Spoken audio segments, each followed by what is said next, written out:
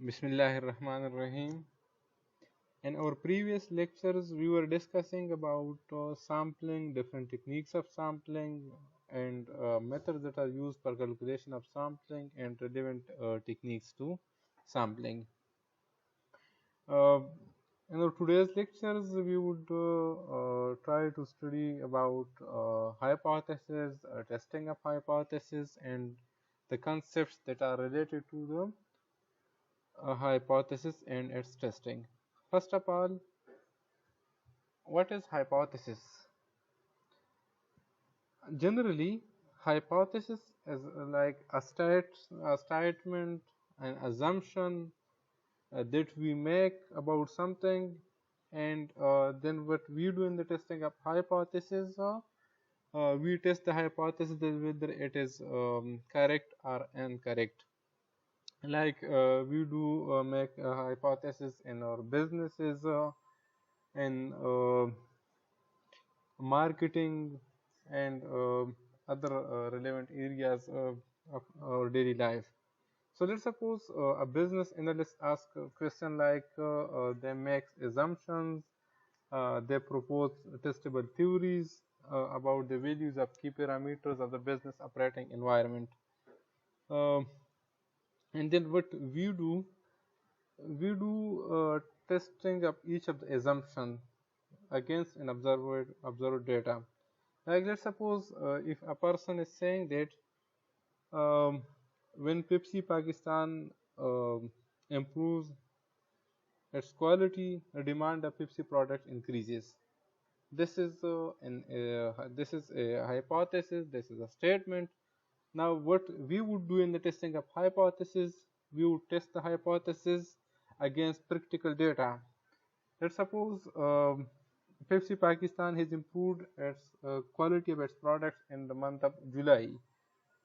So we can know about the real-time impact of um, the improving in quality and the sale or marketing of Pepsi Pakistan.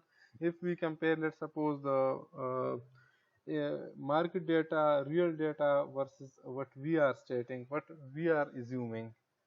So this is how each of the assumption is tested against a practical data, against observed data, and then if the assumption is proved, if real data is according to the assumption, if real data proves the assumption, then we say that we are agree with the statement, and otherwise if real data is something against the our statements, against our assumptions, against our hypothesis, then we disapprove and we go the other way around. So the analyst states that assumption called a hypothesis in a format that can be tested using well statistical procedures. Now, this is how we differentiate between a hypothesis in a theoretical way and a statistical way of testing of the hypothesis. क्योंकि theoretical में तो हम statement की बात करते हैं, हम discussion की बात करते हैं, लेकिन in the case of statistics, what we do, we test the hypothesis using appropriate techniques, and on the basis of our results, we either reject or accept the hypothesis.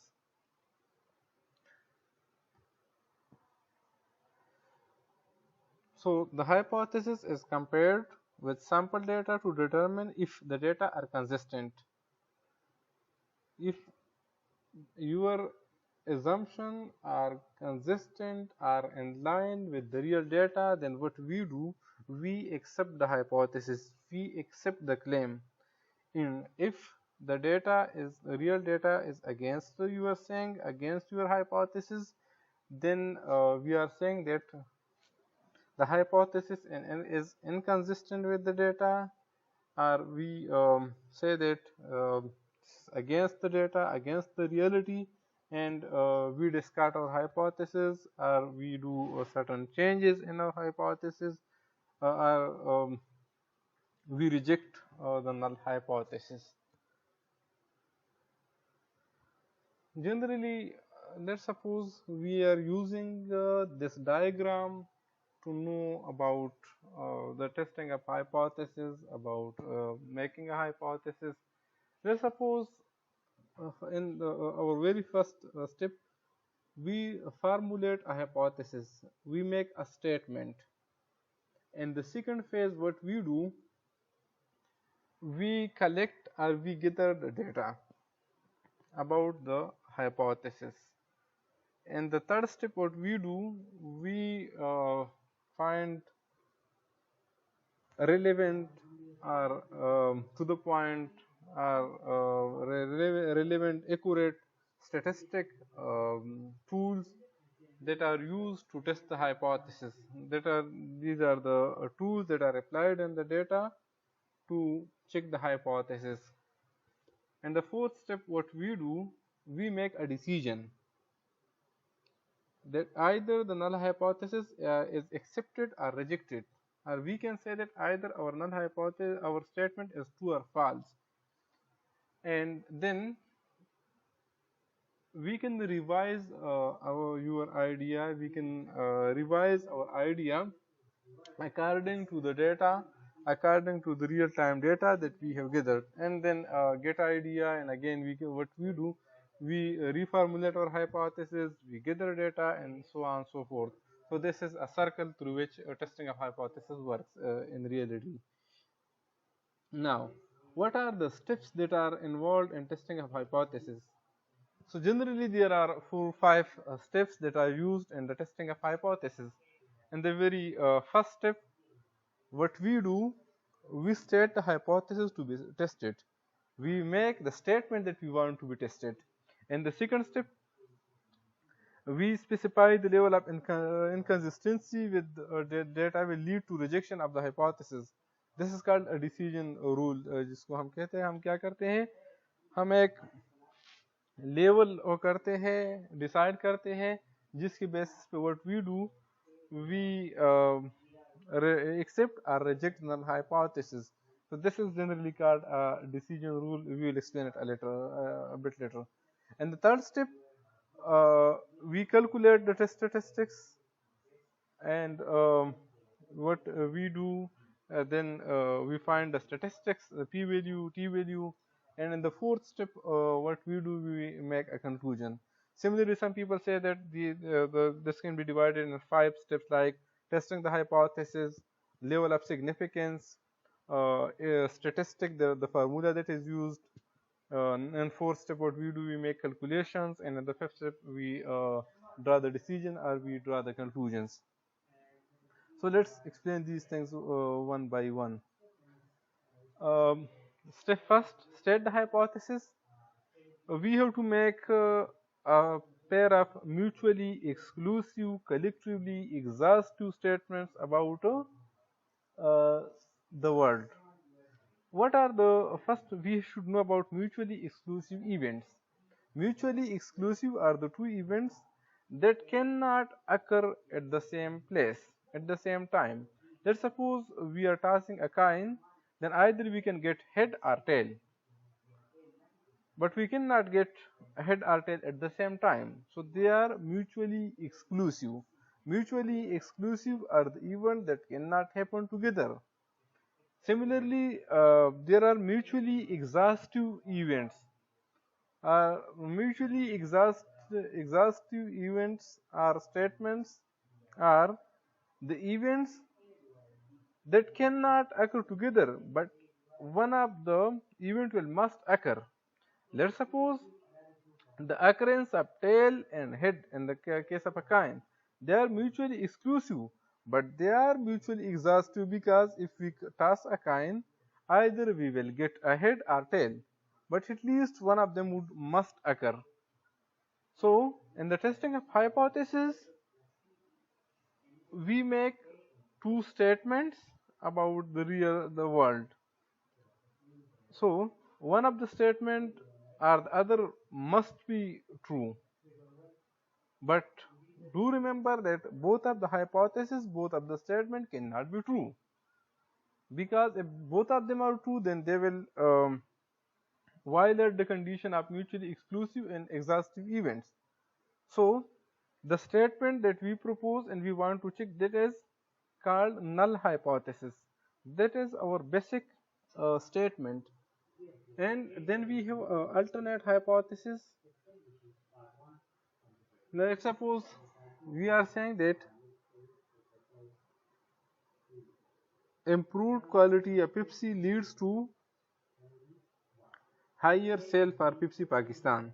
This is our null hypothesis.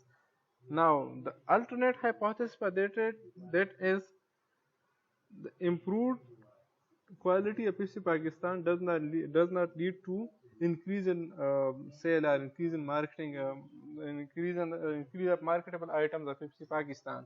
So this is the alternate hypothesis of our actual hypothesis that we have made in the first step.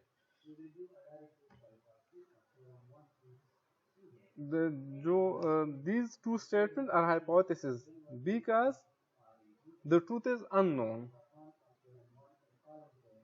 If the truth is known, then they are not hypotheses. They are hypotheses because the exact statement, the true statement is unknown, because we haven't made any real-time testing. We have not applied any tools. We have not tested the assumptions, the statement, and a real-time world. So generally, we made efforts to reject the null hypothesis.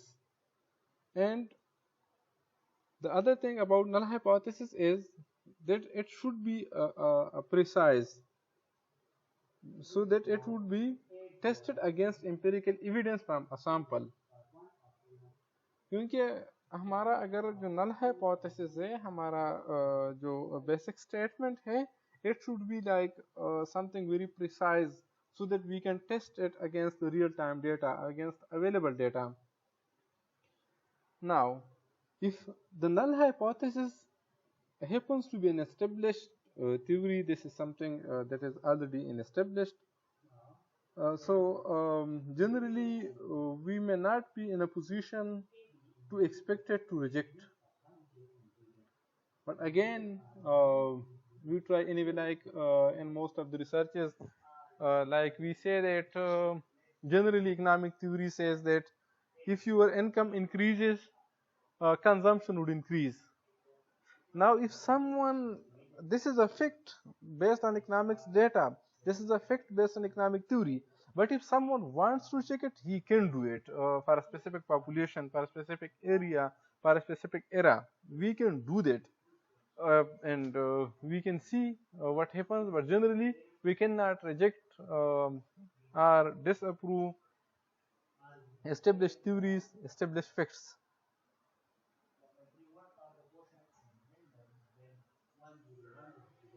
So if we reject our null hypothesis, what we do, we mean that, and we conclude that the alternate hypothesis is the exact case.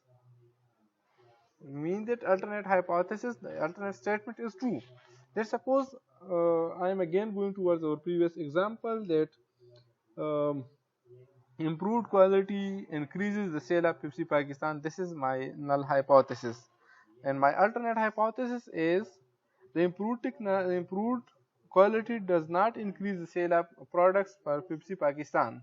So if my null hypothesis is proved to be rejected, proved to be wrong, then I would accept my alternate hypothesis, which says that the sale of the improved quality does not increase the sale of Pepsi Pakistan.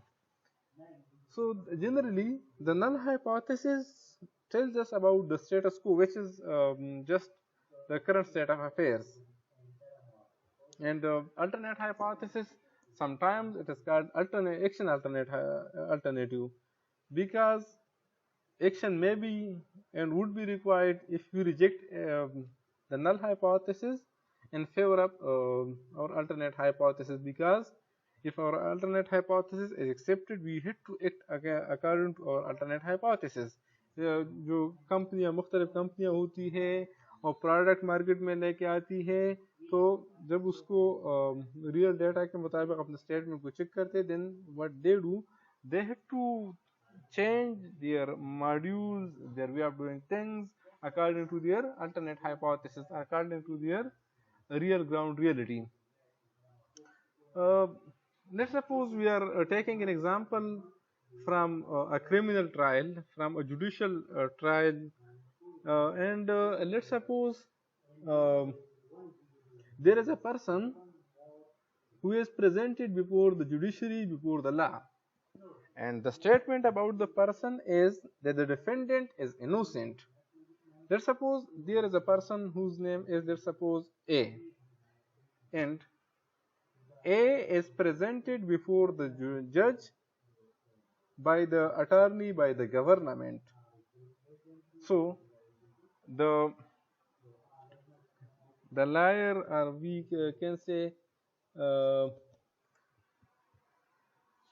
the counsel of the dependent of the person is saying that by the person I mean the person that who is presented before the law by the government, by the attorney, and they are saying that the person is involved in some crime.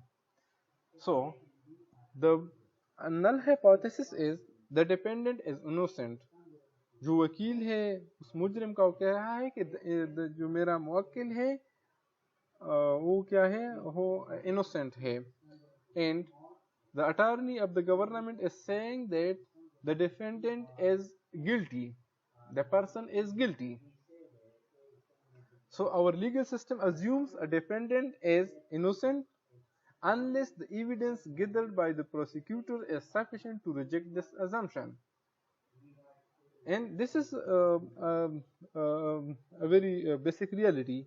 If a person is presented before the judge, so the person would be considered as innocent, as free from the trial, free from the punishment, until and unless you have proved that the person is involved in the crime, the person is not an innocent one.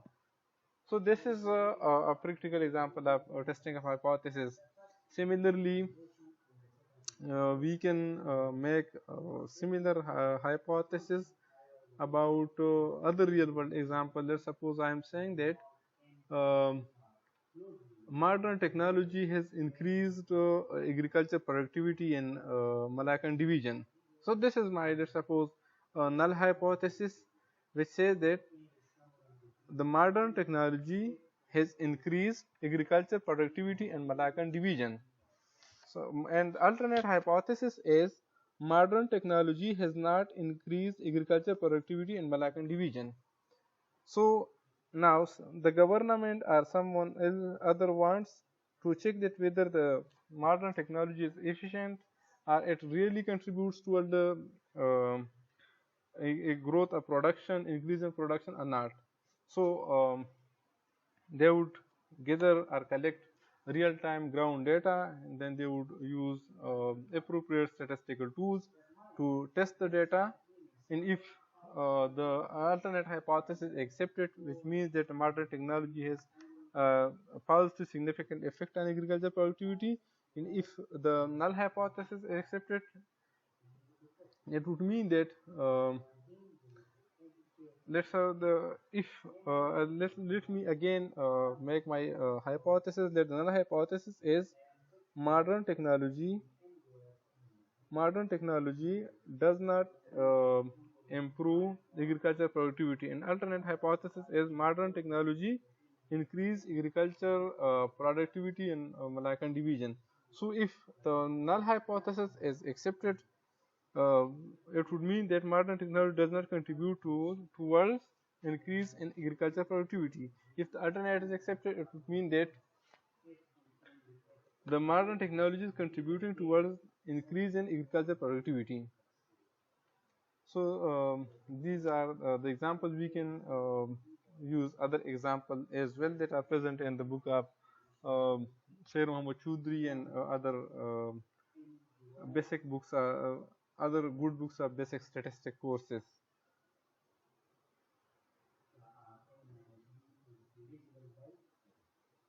Similarly, we have step 2, where we say that specify the decision rule, that how we will accept or reject the null hypothesis. So before collecting the data to compare against the hypothesis, the researcher must specify how the evidence will be used to reach a decision about the null hypothesis. क्योंकि आपने पहले एक rule को क्या करना होगा, set करना होगा, जिसके जरिए आप आइदर कहेंगे कि मैंने इसको एक्सेप्ट करना है या रिजेक्ट करना है. So let's suppose if I am taking the example about judicial legal system example. So the evidence presented by the prosecutor must convince a jury or a judge beyond a reasonable doubt that the defendant is innocent. क्योंकि अगर आपने एक statement को check करना है, उसको test करना है, उसके साथ आपने एग्री करना है, तो उसके लिए आपने पहले ग्राउंड सेट करना होगा कि on the basis of this I am saying that either this is true or false. Generally, we use the level of significance for rejection of null hypothesis, which can be 10%, 5%, and what we say 1%. What is like the significance level? The significance level is basically the a rejection of a true null hypothesis. Or we say that अगर उसको हम calculate करना चाहे, so we can say that level of significance इसको हम कहते हैं LS, level of significance is equal to 1 minus alpha. This alpha is like, this is the confidence interval. This tells us the interval in which we are about which we agree that our true value lies in this range. So this is आपके साथ है confidence interval, CI confidence interval, and one is the total probability, and this is a level of significance. So generally we use 10% of level of significance, 5%, and 1%. If a hypothesis is significant at 1% level of significance, it means that this hypothesis would also be significant at 5% and 10%. But if the hypothesis is significant at 5%, it means that this would not be significant at 1%. Similarly, if a hypothesis is only significant at 10%, it means that it would not be significant at 5% and 1%. So this is like a basic rule that is used generally in statistics. Similarly, we can know about the testing the statistics. So generally we use some formulas, some statistical techniques that are used to test the hypothesis. So generally what we do, we use z-test, we use t-test, we use chi-square, and other related tests. And each of these tests, like we should know that when we will use a z-test, when we will use a t-test, when we will use a chi-square. So generally, when our data is normal and sample size is greater than 30, we use z-test. And if the data is sample size is less than 30, we use t-test. And do remember, when the sample size increases, then t-test approaches to be equal to z-test. तो फिर उसकी value में इतना ज़्यादा फ़र्क नहीं आता. इस तरह का स्क्वायर है, हम एट्रीब्यूट्स के लिए, कंपैरिजन के लिए, उसके लिए हम क्या करते हैं, we use chi square. So let's see the formula of z or t-test. We say that z calculated is equal to x bar minus mu divided by standard error of the sample mean. This x bar tells us about sample mean, this mu naught tells us about hypothesized mean, and this is like standard error here. How we get standard error? We divide the standard deviation of the sample by standard deviation by number of by under root of the sample. So we get standard error by this way. And this x bar, this is the mean, that the average value that we are getting from the sample data from the real data. And this hypothesis means this is our basic statement that we want to check, that we have made. Let's suppose I am saying that the average CGPA of BS economics fourth semester is 3.4. This is my hypothesized statement. Now I have taken the data of 20 students of BS economics, and I have found that their mean or their average CGPA is 3.2.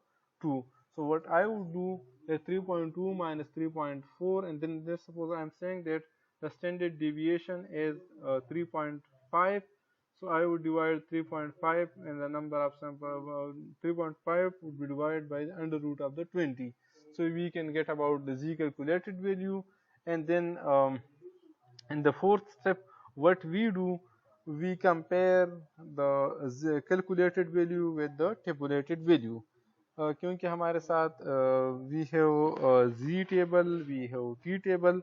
So उसमें जो हमारा calculated value होती है, जो हम यहाँ formula से calculate करते हैं, उसको जो उसी लेवल, उसी सैंपल साइज के लिए, उसी सिग्निफिकेंस लेवल के लिए जो हमारे टेबुलेटेड वैल्यू है उसके साथ हम कंपैरिजन करते हैं.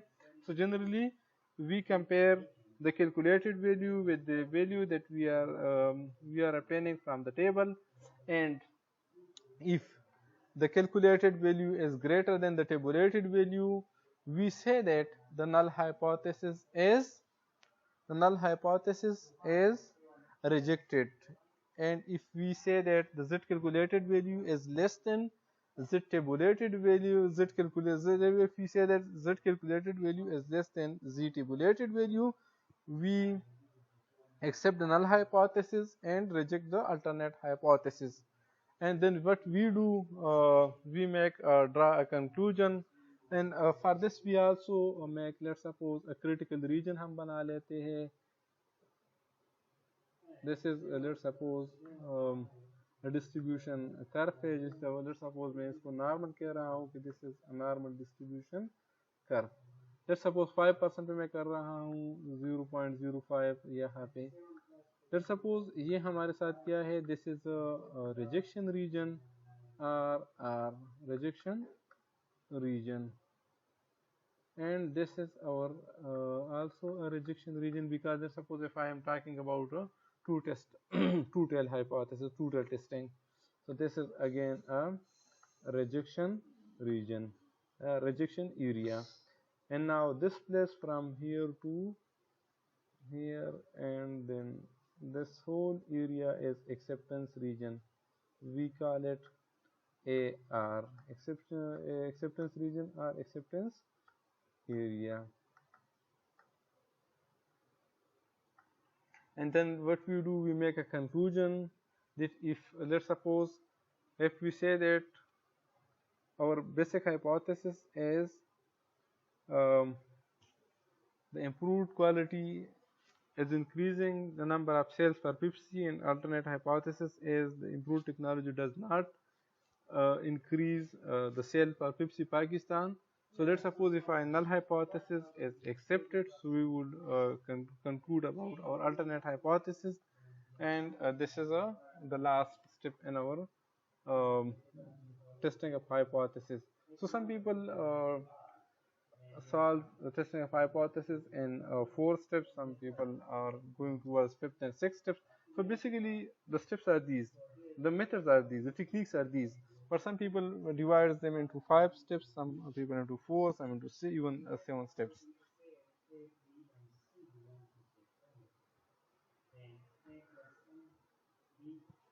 Now there is something very basic about the testing of hypothesis, that whenever we are testing any hypothesis, we should know and we should keep these things in our mind. We have 2 types of error in the testing of hypothesis. One is type 1 error and the other is type 2 error. Type 1 error is when a true null hypothesis is rejected. When a true null hypothesis is rejected, this kind of error is known as type 1 error. And if a false null hypothesis is accepted, this is called as type 2 error. Let's suppose if I am making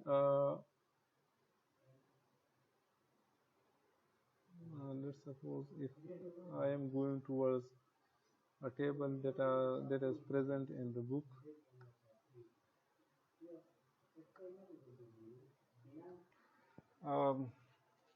Let's suppose in this example we have like what we mean to say that we are rejecting a null hypothesis, okay, and each not is true. If the null hypothesis is true and we are rejecting it, this means that this is a type 1 error. This is a type 1 error.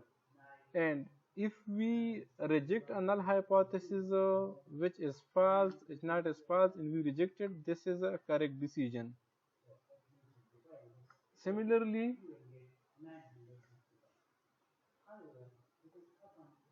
we fail to reject a null hypothesis, and in reality this is a true, so it is a correct decision. If a null hypothesis is true and we do not reject it, this is correct decision. But if a null hypothesis is not true and we do not reject it, this is type 1 error. This is type 1 error. Now let's suppose we are going towards a real time or practical example. Let's suppose the null hypothesis is that the person is innocent. The person is innocent and we reject it. The person is our null hypothesis is the person is innocent. We test it and then we know that the hypothesis is true, but we reject it. This is called as a type 1 error. But if we say that the null hypothesis is not true and we reject it, then this is a correct decision. But if we say that we do not reject our null hypothesis and in fact वो हमारे साथ क्या है, वो हमारे साथ true है, तो ये एक करेक्ट डिसीजन है. लेकिन अगर हम एक ऐसे एजम्पशन को हम क्या करते हैं, हम रिजेक्ट नहीं करते जो कि गलत हो, तो ये हम कहते हैं कि this is type 1 error. Let's suppose अब एक बंदा है, वो बंदा आपके साथ कोर्ट के सामने पेश हुआ है. अब कोर्ट में एजम्पशन ये है, नल एजम्पशन ये है कि द पर्सन इज इनोसेंट. अब अगर इस इनोसेंट बंदे को आपने क्या किया, इसको आपने जो इसकी जो इनोसेंट की जो एजम्पशन है इसको आपने रिजेक्ट किया एंड गिवन दैट वो इनोसेंट है. अगर एक इनोसेंट बंदा जो रियल में इनोसेंट है, टेस्टिंग के बाद इनोसेंट साबित हुआ और आपने उसको इनोसेंट डिक्लेयर नहीं किया, तो ये हमारे साथ है एक टाइप 1 एरर है. एक इनोसेंट बंदा है, उसको आपने नॉट इनोसेंट डिक्लेयर किया, तो ये आपके साथ क्या है, ये आपके साथ है type 1 error. But if a person is not innocent, एक पर्सन को आपने टेस्ट किया, आपने फिक्स दे कि वो इनोसेंट नहीं है और आपने उसको क्या किया, आपने उसको इनोसेंट डिक्लेयर कर दिया, सो ये फिर हमारे साथ क्या है, ये हमारे साथ एक टाइप 2 एरर है. This is a type 2 error. So generally again, if a true null hypothesis is rejected, this is known as type 1 error, and if a false null hypothesis is accepted, this is called type 2 error. Generally we say that type 2 error is more severe error, more severe issue than the type 1 error. क्यों? क्योंकि type 1 error में जैसे suppose जो हमने example दिया हुआ है वहाँ पे कि हमारे साथ जो बंदा है जिसका हम ट्रायल कर रहे हैं वो इनोसेंट नहीं है और हम उसको इनोसेंट डिक्लेयर कर रहे हैं, तो ये हमारे साथ फिर क्या होगी, टाइप 2 एरर है, and this is more severe than its counter part.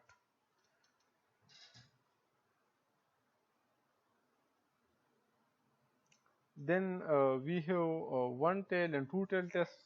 जिस तरह हमने कहा कि हमारे साथ टेस्टिंग ऑफ हाइपोथेसिस में हम टेस्ट यूज करते हैं ना, जी टेस्ट यूज करते हैं, हम टी टेस्ट यूज करते हैं, तो उसमें हमारे साथ वन टेल और टू टेल टेस्ट होते हैं.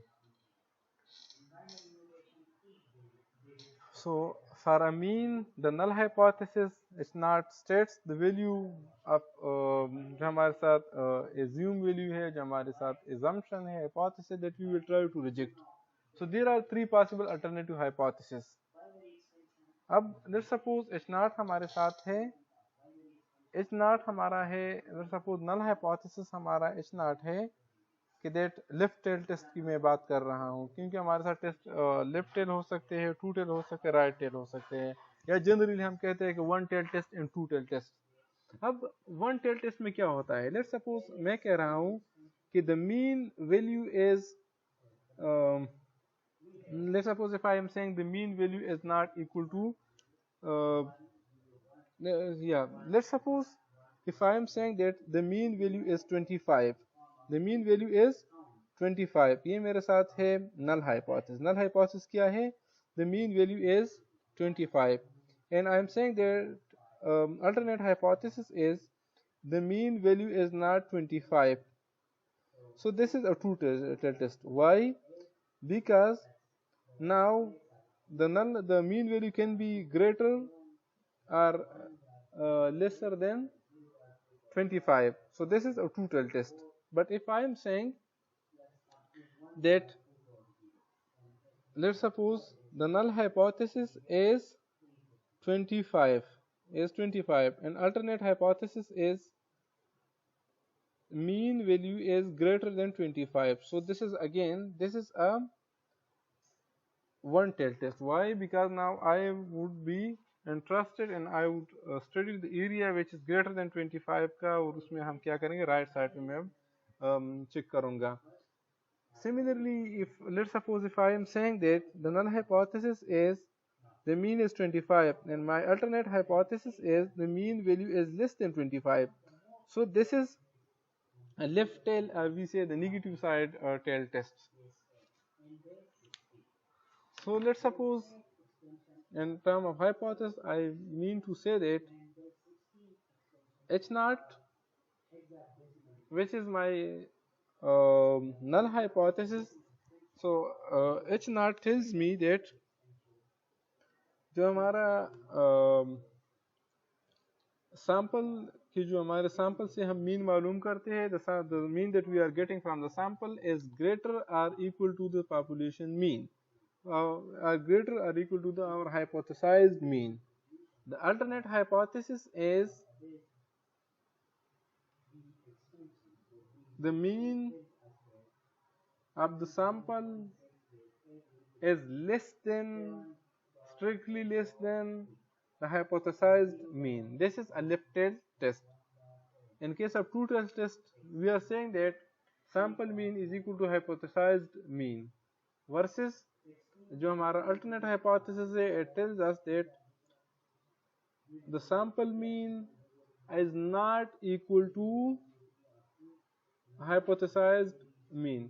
So now here we have two scenarios. Number first scenario कि जो हमारे साथ mu है, it could be greater than mu naught, or the other way we say that mu is less than mu naught. So this is a two tail test. Now या तो जो आपके साथ sample का मीन है वो आपके साथ हाइपोथेसाइज मीन से कम भी हो सकती है और ग्रेटर भी हो सकती है, तो इसके लिए हम क्या करते हैं, इसके लिए हम टू टेल, इसी तरह टू टेल हम क्या करते हैं, टू टेल हम इसके लिए फिर जो rejection acceptance region, critical region हम क्या करते हैं, टू टेल बना देते हैं. So this is our two tail वाला example. Now right tail, let's suppose if I am saying that the sample mean is less than or greater than the hypothesized mean. The sample mean is less than or equal to the hypothesized mean, and its alternate hypothesis is h naught is the sample mean is greater than hypothesized mean. So this is a right tail test. फिर इसके लिए हम क्या करते हैं, और जो हमारा क्रिटिकल रीजन है, जो डिस्ट्रीब्यूशन कर्व हम उसके लिए बनाते हैं कुछ इस तरह ही होगा। अब हमारा क्रिटिकल रीजन जो हो यहाँ पे लाई करेगा कहीं, इसके बाद ये जो रीजन है इसमें हमारा क्या करेगा, क्रिटिकल रीजन लाई करेगा। और ये जो हमारा लेफ्ट टेल है इसका जो क्रिटिकल रीजन है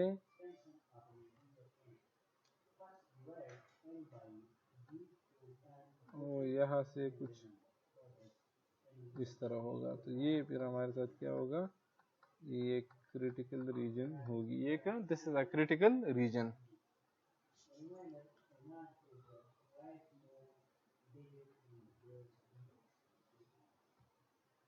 If you want to know it through figures, through diagram, so this is a diagrammatic representation that if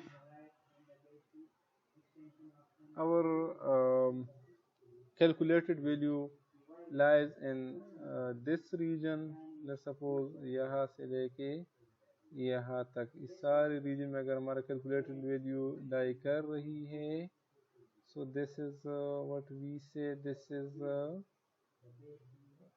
we do not reject our null hypothesis. If in case of total test, if our calculated value lies in this range, we will not reject the null hypothesis, we will accept the null hypothesis. In case of right tail test, if our calculated value z calculated or t calculated lies in inside this area, we would accept our null hypothesis and would reject our alternate hypothesis. But if the calculated value lies in this region, so we will accept the alternate hypothesis and reject the null hypothesis. This is how we can explain these things in terms of figure and real time example. This is हमारे साथ क्या है, इसको हम कहते हैं कि ये जो एरिया है, this is a critical reason, critical value. Similarly, this and this are critical values, and left tail test, this is a critical value, critical region. अब critical value क्या है? Critical value is a value जिससे अगर हम ये अगर हमारा critical value है, let's suppose ये critical value है, so इससे इस साइड पे हमारा ये acceptance और rejection area को आपस में क्या करते हैं, ये डिवाइड करते हैं। जिस तरह हम मैथमेटिक्स में ग्राफिकली हम कहते हैं क्रिटिकल वैल्यू की इससे आगे जाके मिनिमा होगा और इस साइड मैक्सिमा होगा, सो यहाँ पे हमारे साथ जो क्रिटिकल वैल्यू है it differentiates acceptance and rejection area. Critical value tells us about critical value is the boundary between the two regions, that is the rejection area and non-rejection area. So it differentiates between the two regions, that is acceptance and non-acceptance or rejection and not rejection region. Let's suppose यहाँ पे हमारे साथ ये जो diagram है इसमें हमारे साथ ये क्या है, this is a rejection region, but this is not a rejection region. Similarly, this and this are rejection region, but this is not a rejection region. Similarly, over here, this is a acceptance region, not rejection region, but this is a rejection region. This is a rejection area. And these are the critical values, and these regions are known as the critical regions. So I hope this lecture would have helped you about testing of hypothesis and the steps involved in testing of hypothesis. And inshallah we will solve a real-time example, a real-time question on the testing of hypothesis, which will further help you to understand these concepts in real time, in a real way, in a more easy way. So thank you so much.